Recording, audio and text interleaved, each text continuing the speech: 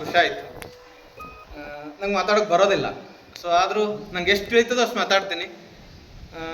ನಾನು 100 ಜಾನಪದ, ಆಧ್ಯಾತ್ಮ, ಭಜನೆ, ಜೋಗಳ, ಹಾಡಿಕೆ, ಡೊಳ್ಳಿನ ಪದ, ಕರಬಲ ಕುಣಿತ, ಪಂಡ್ರಾಪುರ ದಿಂಡಿಯ ಅಭಂಗಗಳು, ಆಮೇಲೆ ಕರ್ನಾಟಕದ ಪಾಂಡಿಚೇರಿ ಅಂತ ಹೆಸರು ಪಡೆದಂಥ ನೆಲ ಮತ್ತು ಅರವಿಂದೋ ಆಶ್ರಮ ಮತ್ತು ಸಾಹಿತ್ಯ ಅನುಭವ ಇವೆಲ್ಲವನ್ನು ಒಳಗೊಂಡಂಥ ಮಧುರ ನೆಲ ಹಲಸಂಗಿ. ಇದೆಲ್ಲ ಹೇಳುವಾಗ ತುಂಬ ಬರೀ ಅನಿಸ್ತದೆ. ನಾನು ಈ ಲೋಕಕ್ಕೆ ಒಬ್ಬ ಕುರುಡ, ಕಿವುಡ ಮತ್ತು ಮೂಕ. ಏನೇ ಮಾತಾಡಿದ್ರು ಕೊನೆಗೆ ಅನಿಸ್ತದೆ ನಾನು ಇದು ಮಾತಾಡ್ಬೇಕಾಗಿತ್ತು, ಮಾತಾಡೋಕ್ಕಾಗಲಿಲ್ಲ.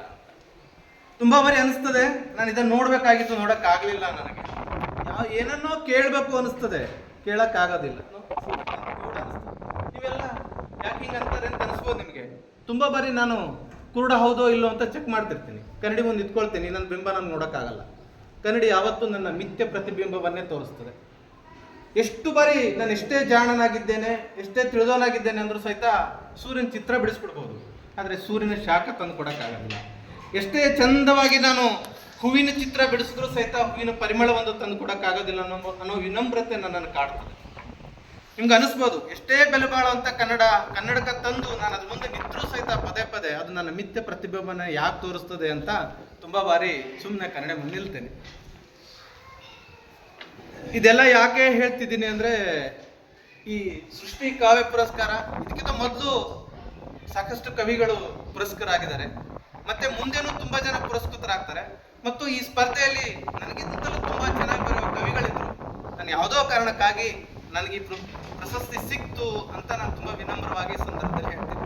ಮತ್ತು ಇದಕ್ಕೆಲ್ಲ ಕಾರಣ ಆಗಿದ್ದು ಏನು ಅಂದರೆ, ಇದರ ತೀರ್ಪುಗಾರರಾಗಿ ಆಗಿದ್ದಂಥ ನಾಡಿನ ಕಥೆಗಾರರು, ಅನುವಾದಕರು ಎಸ್ ಗಂಗಾಧರಯ್ಯ ಸರ್ ಮತ್ತು ಹಿರಿಯ ಕವಯಿತ್ರಿ ಸವಿತಾ ನಾಗಭೂಷಣ್ ಅವರು, ಅದರಲ್ಲದೆ ನಮ್ಮ ಸಮಕಾಲೀನ ಅನೇಕ ಕವಿಗಳು ಸಹಿತ ಈ ಸ್ಪರ್ಧೆಯಲ್ಲಿ ಭಾಗವಾಗಿದ್ದರು. ಅವರೆಲ್ಲರ ಒಂದು ಕಾರಣದಿಂದಾಗಿ ನಾನು ಇಲ್ಲಿ ಬಂದು ನಿಂತಿದ್ದೀನಿ ಅಂತ ನಂಗೆ ಅನಿಸ್ತದೆ. ಯಾಕೆ ಈ ಆಕಾಶ ಕೊನೆ ಇಲ್ಲ, ಮತ್ತೆ ಇರಬೇಕಾದ ಜಾಗದಲ್ಲಿ ಯಾವುದೂ ಕಾಣೋದಿಲ್ಲ, ಯಾವುದೂ ಕಂಡಿಲ್ಲ ಅಂದಾಗ ನಾವು ಪದೇ ಪದೇ ನೋಡಿದಾಗ ಅಲ್ಲಿ ಏನೋ ಕಾಣ್ತದೆ ಅಂತ ಅನಿಸ್ತದೆ. ನಾನು ತುಂಬ ಬಾರಿ ನಾವು ಕಣ್ಣು ಮುಚ್ತೀವಿ ಪ್ರಾರ್ಥನೆ ಮಾಡುವಾಗ, ಧ್ಯಾನ ಮಾಡುವಾಗ, ಅಥವಾ ನಗುವಾಗ, ಅಳುವಾಗ, ಅಥವಾ ಪ್ರೇಮಿಗಳಿಬ್ಬರು ತುಟಿಗೆ ತುಟಿ ಒತ್ತಿ ಮುದ್ದಿಸುವಾಗ ಸಹಿತ ಕಣ್ಣು ಮುಚ್ತೀವಿ. ಯಾಕೆ ಕಣ್ಣು ಮುಚ್ತೀವಿ? ತುಂಬ ಸರಿ ಅನಿಸ್ತದೆ, ಹೌದು ನಾವು ಕುರುಡಿದ್ದೀವಿ ಅಂತ. ನಾವು ಕಣ್ಣು ತೆರೆದು ನೋಡೋದು ಒಂದಾದರೆ ಕಣ್ಣು ಬಿಟ್ಟು ನೋಡೋದು ಇನ್ನೊಂದಿದೆ ಅಂತ ಅನಿಸ್ತದೆ. ಮತ್ತೆ ಕಣ್ಣು ಕಾಣದೆ ಜಗತ್ತಿನ ಮುಂದೆ ನಾನು ಕುರುಡ ಆದಾಗ ನಂಗೆ ಓಡಕ್ಕೆ ಬರೋದಿಲ್ಲ, ಯಾಕಂದರೆ ನಾನು ಕುರುಡನಾಗಿರ್ತೀನಿ. ಆದ್ರೂ ನಡೆಯುವಂಥ ಖಯಾಲಿ ಮಾತ್ರ ನನಗೆ ಯಾವತ್ತೂ ತಪ್ಪಿಸ್ಕೊಂಡಿಲ್ಲ ಮತ್ತು ಬಿಟ್ಟಿಲ್ಲ. ನಿಮಗೆಲ್ಲ ಅನಿಸ್ಬೋದು ನನಗೆ ಒಬ್ಬ ಆಪ್ತ ಮಿತ್ರ ಆಯ್ತು ಅಂತಿದ್ದಾನೆ. ಆ ಆಪ್ತ ಮಿತ್ರ ಯಾರು ಅಂದರೆ ಈ ಕವಿತೆಗಳು ನನ್ನನ್ನು ಬದುಕಿಸಿವೆ. ಕವಿತೆಯೊಂದಿಗೆ ನಾನು ಸಾಗಿದ್ದೀನಿ. ಮತ್ತು ನನಗೆ ಇಲ್ಲಿ ಯಾವುದೇ ಸಿದ್ಧಾಂತ ಆಗಲಿ, ಇನ್ನೊಂದಾಗಲಿ, ಮತ್ತೊಂದಾಗಲಿ ಇಲ್ಲ. ನಾನು ಮನುಷ್ಯನಾಗಿರಬೇಕು, ಮನುಷ್ಯನಾಗಿ ಬದುಕಬೇಕು, ಮನುಷ್ಯನಾಗಿ ಸಾಗಬೇಕು ಅನ್ನೋ ನಿಟ್ಟಿನಲ್ಲಿ ನಾನು ಇದನ್ನೆಲ್ಲ ಮಾಡ್ತೀನಿ. ನನಗೊಂದು ದೊಡ್ಡ ಹೆಸರಿದೆ ಅನಿಸ್ತದೆ, ಆದರೆ ಆ ದೊಡ್ಡ ಹೆಸರು ಯಾವತ್ತೂ ನಮಗೆ ಗೌರವವನ್ನು ತಂದು ಕೊಡೋದಿಲ್ಲ. ನಮ್ಮ ನಡತೆ ನಮಗೆ ಗೌರವ ತಂದು ಕೊಡ್ತದೆ ಅಂತ ಅನಿಸ್ತದೆ ತುಂಬ ಬಾರಿ. ನಾನು ಎಷ್ಟೇ ಚಂದವಾಗಿ ಮಾತಾಡಿದ್ರು ಸಹಿತ ನನ್ನ ನಡತೆ ಸರಿ ಇಲ್ಲದೆ ಹೋದರೆ ಅದಕ್ಕೆ ನಾನು ಅರ್ಹನಲ್ಲ ಅಂತ. ಎಲ್ಲಿ ಅವಮಾನ ಇರ್ತದೆ ಅಲ್ಲಿ ಸನ್ಮಾನ ಇರ್ತದೆ. ಮತ್ತು ಸನ್ಮಾನ ನಮ್ಮ ಕಿರೀಟ ಹಾಕ್ಬಿಟ್ರೆ ಆ ಸನ್ಮಾನ ಬಂದು ಮಾನಕ್ಕೆ ಕಾರಣ. ಎಲ್ಲಿ ಮಾನ ಇದೆ ಅಲ್ಲಿ ಸನ್ಮಾನ ಇದೆ, ಎಲ್ಲಿ ಅವಮಾನ ಇದೆ ಅಲ್ಲಿ ಸನ್ಮಾನ ಇದೆ ಅಂತ ನಾನು ಭಾವಿಸಿದ್ದೀನಿ. ಮತ್ತು ಇದೆಲ್ಲ ಯಾಕೆ ಅನಿಸ್ತದೆ ನನಗೆ ಅಂದರೆ, ತುಂಬ ಬಾರಿ ನನಗೆ ಹಾರಬೇಕು ಅಂತ ಅನಿಸ್ತದೆ. ಎಲ್ರಿಗೂ ಹಾಗೆ ಅನಿಸ್ಬೋದು, ನನಗೂ ಅನಿಸ್ತದೆ ಹಾರಬೇಕು, ನಾನು ಯಾವಾಗಲೂ ಹಾರ್ತಾನೆ ಇರಬೇಕು ಅಂತ. ಆದರೆ ನನಗೆ ಪ್ರಜ್ಞಾಪೂರ್ವಕವಾಗಿ ಅರ್ಥ ಆಗಿದೆ, ನಾನು ಹಾರಬೇಕಂದ್ರೆ ಹಗುರಾಗಿರ್ಬೇಕು ಅಂತ. ನಾನೇನಾದರೂ ನನ್ನ ಬೇರುಗಳನ್ನು, ನನ್ನ ಸಿಕ್ಕುಗಳನ್ನು ಆಗಿ ಅಹಂಕಾರದಿಂದ, ಪ್ರತಿಷ್ಠೆಯಿಂದ, ಇನ್ನೊಂದರಿಂದ ಮತ್ತೊಂದರಿಂದ ನಾನೇನಾದರೂ ಇಲ್ಲಿ ಸ್ಥಾಪಿತಗೊಂಡು ಬಿಟ್ರೆ ನನಗೆ ಹಾರೋಕ್ಕಾಗೋದಿಲ್ಲ ಅನ್ನೋದು ನನಗೆ ಅರ್ಥ ಆಗಿದೆ ಬೇಗ ಅಂತ ನಂಗೆ ಅನಿಸ್ತದೆ. ಯಾಕಂದರೆ ಪ್ರತಿ ಬಾರಿಯೂ ಸಹಿತ ಈ ಹಾರುವಿಕೆಯನ್ನು ನಾನು ನೋಡ್ತಾ ಇರ್ತೀನಿ. ನೋಡಿ ಎಷ್ಟು ಹಗರಿರ್ತದೆ, ಅಷ್ಟು ಹಾರ್ತಾನೆ ಇರ್ತದೆ ಸಮಾಜದಲ್ಲಿ ಅಥವಾ ಈ ಪರಿಸರದಲ್ಲಿ. ಒಂದು ಎಲೆ ಇದೆ ಅಥವಾ ಒಂದು ರೆಕ್ಕೆ ಬಿಟ್ಟ ಹಕ್ಕಿ ಇದೆ ಅಥವಾ ಒಂದು ಗರಿ ಇದೆ, ಅದು ಹಾರ್ತಾನೆ ಇರ್ತದೆ. ಎಲ್ಲಿ ಹಾರ್ತಾ ಇರ್ತದಲ್ಲ ಅಲ್ಲಿ ಚಲನೆ ಇರ್ತದೆ ಅಂತ ಅನಿಸ್ತದೆ ನನಗೆ. ನಾವು ತುಂಬ ಬಾರಿ ಅನಿಸ್ತದೆ ಯಾವುದೋ ಒಂದು ಆಶ್ರಯದಲ್ಲಿ ನಿಂತಾಗ ನಾವು ಏನೆಲ್ಲ ನೋಡ್ಬೋದು ಅಂತ. ಒಂದು ದೊಡ್ಡ ಬೃಹತ್ತಾದ ಮರದ ಕೆಳಗೆ ಒಂದು ಚಿಕ್ಕ ಗರಿಕೆ ಹುಲ್ಲು ಬೆಳೆದಿಲ್ಲಂತೆ. ಒಂದು ಬೃಹತ್ತಾದ ಮರ ಇದೆ ಅಂತ ನಾವೇನಾದ್ರೂ ಭಾವಿಸಿದ್ರೆ ಅದಕ್ಕಿಂತ ದೊಡ್ಡದಾದ ಇನ್ನೊಂದು ಬೃಹತ್ತಾದ ಮರ ಈ ಜಗತ್ತಿನಲ್ಲಿ ನೋಡ್ತೀವಿ ಅಂತ. ಹಾಗೆ ನನ್ನ ಮನೆ ಟೇರ್ ಕೇಸ್ ಮೇಲೆ ನಿಂತು ನೋಡ್ತೀನಿ, ಒಬ್ಬನೇ ನಿಂತು ನೋಡ್ತೀನಿ. ಅಲ್ಲಿ ತುಂಬಾ ನಕ್ಷತ್ರಗಳು ಕಾಣಿಸ್ತವೆ, ಗ್ರಹಗಳು ಕಾಣಿಸ್ತವೆ, ಆಕಾಶಗಳ ಕಾಯಗಳು ಕಾಣ್ತವೆ, ಮೋಡ ಕಾಣ್ತದೆ, ಮಳೆ ಕಾಣ್ತದೆ. ನಾನು ಏನು ನೋಡ್ಬೇಕು, ಏನು ನೋಡ್ಬೋದು ಎಲ್ಲ ಕಾಣ್ತದೆ. ಅದರ ಅರ್ಥ ಏನು, ನಾವು ಎತ್ತರದಲ್ಲಿ ನಿಲ್ಬೇಕು ಅಂತ. ಸೊ ಹಾಗಾಗಿ ನಂಗೆ ತುಂಬಾ ಬರೀ ಅನಿಸಿದ್ದು ಏನಂದ್ರೆ, ನಾವು ಯಾವುದೋ ಒಂದು ಆಶ್ರಯದಲ್ಲಿ ನಿಂತ್ಕೊಂಡ್ರೆ ನಮ್ಗೇನು ಕಾಣೋದಿಲ್ಲ. ಹಾಗಾಗಿ ಇದೆಲ್ಲ ಯಾಕೆ ನಿಮ್ಮ ಮುಂದೆ ಹೇಳ್ತಿದ್ದೀನಿ ಅಂದ್ರೆ, ಮತ್ತೆ ನಾನು ನಿಗೂಢವಾಗಿ ಬದುಕಬೇಕು, ಈ ಲೋಕದ ಸಂಪರ್ಕವನ್ನ ಕತ್ತರಿಸ್ಕೋಬೇಕು ಅಂತ ತುಂಬಾ ಬರೀ ಅನಿಸ್ತದೆ. ನಾನೇನೋ ಬಂದಿದ್ದೀನಿ, ಬಂದದಕ್ಕೆ ಸಾವಿರ ಕಾರಣ ಇದಾವೆ. ಮತ್ತೆ ಕಾರಣ ಇದ್ರೂ ಸಹಿತ ನಾನು ಬೇರೆಯವ್ರ ಜೊತೆ ಮಾತನಾಡುವಾಗೆಲ್ಲ ಈ ತರದ ಬಗ್ಗೆ ನನಗೆ ಒಲವಿಲ್ಲ. ಆದ್ರೂ ಸಹಿತ ಹೇಳ್ತಾರೆ ಗೆಳೆಯರು, ಇಲ್ಲ ಸುಮಿತ್, ಈ ತರ ಒಂದು ಸ್ಪರ್ಧೆ ಇದೆ, ನೀವು ಪುಸ್ತಕ ಕಳಿಸ್ರಿ ಅಂತ. ಅಲ್ಲ, ಯಾಕೆ ಕಳಿಸ್ಬೇಕು ಅನಿಸ್ತದೆ. ಬಟ್ ಕಳಿಸಿದಾಗ ಇನ್ನೊಂದು ಏನ್ ಅನಿಸ್ತದೆ ಅಂದ್ರೆ, ಯಾರಾದ್ರೂ ಅದ್ರ ಬಗ್ಗೆ ಚೆನ್ನಾಗಿ ಮಾತಾಡ್ತಾರ, ಅಥವಾ ನನಗೇನಾದ್ರೂ ಕಾಣುವ ದಾರಿಯಾಗಿ ನನಗೆ ಸಿಗ್ತದ ಅನ್ನೋ ಕಾರಣಕ್ಕಾಗಿ ಸ್ಪರ್ಧೆ ಕಳಿಸ್ತೀವಿ. ಸ್ಪರ್ಧೆಗೆ ಯಾಕೆ ಕಳಿಸ್ತೀವಿ ಇನ್ನೊಂದು ಅಂದ್ರೆ, ಗೊರವರ್ ಸರ್ ಹೇಳಿದ್ರು, ಇವತ್ತು ಎಲ್ಲವೂ ಸಹಿತ ವ್ಯವಹಾರದ ಅಡಿಯಾಳಾಗಿದ್ದೀವಿ. ನಾವು ಎಲ್ಲವನ್ನ ವ್ಯವಹಾರದ ದೃಷ್ಟಿಯಿಂದಲೇ ನೋಡ್ತಾ ಇದ್ದೀವಿ. ಸೊ ಹಾಗಾಗಿ ಈ ಕವಿತೆ ಕಳಿಸ್ತೀವಿ ಅಂದ್ರೆ ಅಲ್ಲೊಂದು ಯಾರೋ ಒಂದಿಬ್ರು ಓದ್ತಾರೆ ಅನ್ನೋ ಕಾರಣಕ್ಕಾಗಿ ಈ ಕವಿತೆ ಮತ್ತು ಈ ಸ್ಪರ್ಧೆಯನ್ನ ನಾನು ಸ್ವೀಕರಿಸ್ತೀನಿ ಅಂತ ಅನಿಸ್ತದೆ. ಮತ್ತೆ ಒಂದು ಕಡೆ ನೆಲೆ ನಿಂತ ಮನುಷ್ಯ ಯಾವತ್ತೂ ಅವನು ಹೊಸದನ್ನ ಕಾಣೋದಿಲ್ಲ ಅಂತ ಅನಿಸ್ತದೆ. ಕುವೆಂಪು ಅದೇ ಹೇಳ್ತಾರೆ, ಓ ನನ್ನ ಚೇತನ ಆಗುನಿ ಅನಿಕೆತನ, ಮನೆಯನೆಂದು ಕಟ್ಟದಿರು ಎಲ್ಲಿಯೂ ನಿಲ್ಲದಿರು, ಅನಂತವಾಗು ನೀನು ಅಂತ. ಅನಂತ ಆಗ್ತಾನೆ ನಾವೆಲ್ಲ ಸಾಧ್ಯತೆಗಳನ್ನ ಕಾಣ್ತೀವಿ. ಒಂದೇ ಜಾಗದಲ್ಲಿ ಬೇರು ಬಿಟ್ಟ ಮರ, ಬೇರಿನ ಹಾಗೆ ನಾವೇನಾದ್ರು ಉಳ್ಕೊಂಡ್ ಬಿಟ್ರೆ ನಾವು ಹೊಸ ಪ್ರಪಂಚ ಕಾಣೋದಿಲ್ಲ ಅಂತ. ಹಾಗಾಗಿ ಈ ಚಿಟ್ಟೆಯ ಚೆಲ್ಲಾಟ, ಹಕ್ಕಿಗಳ ಹಾರಾಟ, ಈ ವಾಹನಗಳ ಓಲಾಟ ಮತ್ತು ರೈತ ಬೆಳೆದಂತ ಬೆಳೆಯ ಒಂದು ಅಲುಗಾಟ ಇದೆಯಲ್ಲ, ಅದು ಯಾವತ್ತೂ ನನಗೆ ಆಕರ್ಷಣೆ ಮಾಡ್ತದೆ. ಒಂದು ಗರಿಕೆಯನ್ನು ನೋಡ್ಕೊಂಡು ಕುತ್ಕೊಂಡಾಗ ನೋಡ್ತಾನೆ ಇರ್ತೀನಿ. ಅದು ನೋಡ್ತಾನೆ ಇದ್ದಾಗ ಅದು ಏನ್ ಕಾಣ್ತದೆ ಗೊತ್ತಿಲ್ಲ, ನಂಗೆ ಏನೋ ಒಂದು ಕಾಣ್ತಾ ಇರ್ತದೆ, ಮಾಡುವ ಪ್ರಯತ್ನ ಮಾತ್ರ ನಿಲ್ಸಿಲ್ಲ. ಸೊ ಹಾಗಾಗಿ ಅದನ್ನು ನೋಡ್ತಾನೆ ಹೋಗ್ತೀನಿ.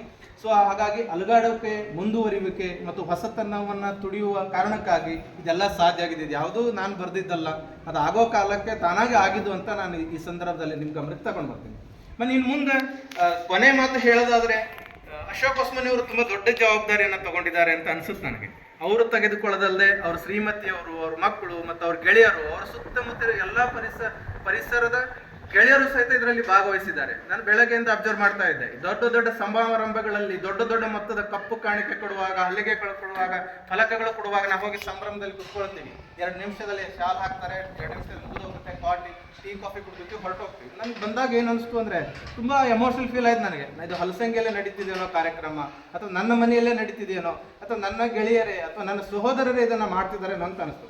ಅವರು ಒಬ್ಬರು ಕವಿಯಾಗಿಯೂ ಸಹಿತ ಈ ತರದ ಚಟುವಟಿಕೆ ಮಾಡೋಕೆ ಮುಖ್ಯ ಕಾರಣ ಏನಂದ್ರೆ, ಇಂಥ ಖುಷಿಯನ್ನ ನಂದು ಅನ್ನೋ ಸಂಭ್ರಮಗೋಸ್ಕರ ನಾನು ತುಂಬಾ ಬಾರಿ ನೋಡ್ತೀನಿ. ಬೇರೆ ಬೇರೆ ಸಂದರ್ಭದಲ್ಲಿ ಇಲ್ಲೊಂದು ಇನ್ವಿಟೇಷನ್ ಮಾಡಿದ್ದಾರೆ, ನನ್ನ ಫೋಟೋ ಹಾಕಿದ್ದಾರೆ. ಇದು ದೊಡ್ಡದಾಗಿ ಒಂದು ಫ್ಲೆಕ್ಸ್ ಮಾಡಿದ್ದಾರೆ, ಅಲ್ಲಿ ನನ್ನ ಫೋಟೋ ಹಾಕಿದ್ದಾರೆ. ಇದು ಯಾವುದೋ ಅವಶ್ಯಕತೆ ಇರಲಿಲ್ಲ, ಆದ್ರೆ ಅವರು ಒಬ್ಬ ಕವಿಯಾಗಿ ಇದು ನನಗೆ ಬಂದಿದೆ ಪ್ರಶಸ್ತಿ. ಇಲ್ಲಿ ಹೇಳುವಾಗ ತುಂಬಾ ಒಂದು ಔಚಿತ್ಯಪೂರ್ಣತೆ ಏನು ಅಂದ್ರೆ, ನಾನು ಇಲ್ಲಿ ಏನೇ ದೊಡ್ಡವನಾಗಿದ್ರು ಅವ್ರ ಕೈ ಕೆಳಗೆ ಮಾಡ್ತೀನಿ, ಅವ್ರು ನಾನು ಕೊಡ್ತಿರ್ತಾರೆ. ಸೊ ಅವ್ರ ಕೈ ತುಂಬಾ ಎತ್ತರದಲ್ಲಿದೆ. ಹಾಗಾಗಿ ಮುಂದಿನ ದಿನಮಾನಗಳಲ್ಲಿ ಒಬ್ಬ ಕವಿಯಾಗಿ ಸಹಿತ ಈ ತರ ಸಂಭ್ರಮಿಸ್ತಿದ್ದಾರಲ್ಲ, ಮುಂದಿನ ದಿನಮಾನಗಳಲ್ಲಿ ಇಂಥ ಒಂದು ಸೃಷ್ಟಿ ಪ್ರತಿಷ್ಠಾನ ಅಥವಾ ಸೃಷ್ಟಿ ಪ್ರಕಾಶನ ಇನ್ನಷ್ಟು ಎತ್ತರಗಳಲ್ಲಿ ನಾವೆಲ್ಲರೂ ಜೊತೆಗಿರ್ತೀವಿ ಅನ್ನೋ ಮಾತನ್ನ ಈ ಸಂದರ್ಭದಲ್ಲಿ ಹೇಳ್ತೀನಿ. ಮತ್ತೆ ಇನ್ನೊಂದು ಏನಂದ್ರೆ, ತುಂಬಾ ಪ್ರಾಮಾಣಿಕವಾಗಿ ಮಾಡ್ತಿದ್ದಾರೆ ಅನ್ನುವಾಗ ಗೊತ್ತಿದೆ. ಈಗ ಗುರುವರ್ ಸರ್ ಇದ್ದಾರೆ, ಆಮೇಲೆ ಕವಿಗಳಿದ್ದಾರೆ, ಆಮೇಲೆ ಮೈಲಾರ್ ಸರ್ ಇದ್ದಾರೆ, ಇಲ್ಲಿ ನಮ್ಮ ಗೆಳೆಯರು ಬಂದಿದ್ದಾರೆ, ಶಿವಕುಮಾರ್ ಸರ್ ಅಂತ, ಆಮೇಲೆ ನಾಡಿನ ಕಥೆಗಾರರು ಶರಣಬಸವ ಗುಡ್ದಿನವ್ರು ಬಂದಿದ್ದಾರೆ. ಪ್ರಶಸ್ತಿ ಪುರಸ್ಕಾರಗಳು ಹೇಗಾಗಿದಾವೆ ಅಂದ್ರೆ, ನೀವು ನಮಗ್ ಕೊಡ್ರಿ, ನಾವು ನಿಮಗ್ ಕೊಡ್ತೀವಿ ಅಂತ. ಆಮೇಲೆ ಒಂದೊಂದು ಪ್ರಶಸ್ತಿಗಳಿಗೆ 4 ಜನಕ್ಕೆ ಕೊಡ್ತಾರೆ ಸರ್. ಒಂದು ಉತ್ತರ, ಒಂದು ದಕ್ಷಿಣ, ಒಂದು ಪೂರ್ವ, ಒಂದು ಆಗ್ನೇ, 4 ದಿಕ್ಕಿಗೆ ಒಂದು ಕೊಟ್ಟಿವಿ ಸರ್. ಇಲ್ಲ ಸರ್, ಇಬ್ರು ಹೆಣ್ಮಕ್ಳಿಗೆ ಕೊಟ್ಟಿದ್ರೆ, ಇಬ್ರು ಗಂಡ್ಮಕ್ಳಿಗೆ ಕೊಟ್ಟಿವಿ ಸರ್. ಇಲ್ಲ ಅವ್ರು ನಮ್ಮ ಜಿಲ್ಲೆಯವ್ರಿಗೆ ಕೊಟ್ಟಿವಿ ಸರ್. ಇಲ್ಲ ನಮ್ಮ ಜಾತಿಯವ್ರಿಗೆ ಕೊಟ್ಟಿವಿ ಸರ್. ಈ ತರ ಆಗುವಾಗ ನನ್ಗೆ ಶಾಕ್ ಆಯ್ತು. ಅಶೋಕ್ ಹೊಸ್ಮನಿ ಅನ್ನೋ ಒಂದು ಸಣ್ಣ ಕವಿ, ಒಬ್ಬ ಚೇತನ, ಇಷ್ಟು ಸದೃಢವಾಗಿ ಹೇಗೆ ಮಾಡೋಕೆ ಸಾಧ್ಯ ಆಯ್ತು? ಅವ್ರು ಹೇಳಿದ್ರು, ಇಲ್ಲ ಸರ್, ನೀವು ಒಬ್ಬರೇ ಆಯ್ಕೆ ಆಗಿದ್ದೀರಿ ಅಂತ. ನಂಗೆ ಆಕ್ಚುಲಿ ಶಾಕ್ ಆಯ್ತು. ಒಬ್ಬರಿಗೆ ಕೂಡ ನಾವು ಮರ್ತೋಗ್ಬಿಟ್ಟಿದ್ದೀವಿ. ಮೌಲ್ಯಮಾಪನವನ್ನ ಮಾಡಲಾರಷ್ಟದಷ್ಟು ದಾರಿದ್ರ್ಯ ಬಂದಿದೆಯೋ ಗೊತ್ತಿಲ್ಲ ನನಗೆ. ತುಂಬಾ ಬಾರಿ ಇದೇ ಮಾತುಗಳನ್ನ ಆಡಿದ್ದೀನಿ. ತುಂಬಾ ಹಂಚು ಪಾಲು ಮಾಡಿ ಎಲ್ಲ ಪ್ರಶಸ್ತಿಗಳನ್ನ ಕೊಡ್ತಾರೆ. ಬಟ್ ಅವ್ರು ಧೈರ್ಯ ಮೆಚ್ಚಬೇಕು. ಸೊ ಅವರು ಇಂಥ ಒಂದು ಕಾರ್ಯಕ್ರಮನ ಸಾಧ್ಯ ಮಾಡಿದರೆ ದೊಡ್ಡ ಜವಾಬ್ದಾರಿನೂ ಹೌದು. ಮತ್ತೆ ಇದೆಲ್ಲ ಯಾಕೆ ಮಾಡ್ತಾರೆ ಅಂತ ಅನಿಸ್ತದೆ ಒಮ್ಮೊಮ್ಮೆ. ಆದ್ರೆ ಇದು ಆರ್ಥಿಕವಾಗಿ ಸರಳವಾಗಿ ಮುಗಿಸ್ಬಿಡ್ಬೋದು ನಾವೇನಾದ್ರೂ ಮಾತಾಡ್ಕೊಂಡು. ಆದ್ರೆ ಇದನ್ನ ವ್ಯವಸ್ಥೆ ಮಾಡಿ ಅವ್ರು 2-3 ದಿನಗಳ ಕಾಲ ಅವ್ರ ಕುಟುಂಬ ಪರಿವಾರದೊಂದಿಗೆ, ಗೆಳೆಯರೊಂದಿಗೆ ಈ ತರ ಅರೇಂಜ್ ಮಾಡಿ ಈ ತರ ಒಂದು ಕಾರ್ಯಕ್ರಮನ ಆಯೋಗ ಮಾಡೋದಿದೆಯಲ್ಲ, ಇದು ದೊಡ್ಡ ಜವಾಬ್ದಾರಿ ಮತ್ತು ಮುಂದಿನ ದಿನಮಾನಗಳಲ್ಲಿ ಅವರಿಗೆ ಪ್ರತಿಫಲ ಸಿಗ್ತದೆ ಖಂಡಿತವಾಗಿ ಅಂತ ನಾನು ಭಾವಿಸ್ತೀನಿ. ಯಾಕಂದ್ರೆ ಈ ತರದ ಪರಿಸರವನ್ನ ನಾವು ಕಾಣ್ಬೇಕಾಗಿದೆ. ಯಾರೋ ಸಿಂಧಿ ಅವ್ರು ಹಾಡ್ತಾ ಇದ್ರು ಅಜಯ ವಿಜಯ ಅಂತ. ಅವ್ರು ಹಾಡುವಾಗ ನಮ್ಮ ಸರ್ ಮಗಳು ಸ್ವರಾನು ಹಾಡ್ತಾ ಇದ್ರು.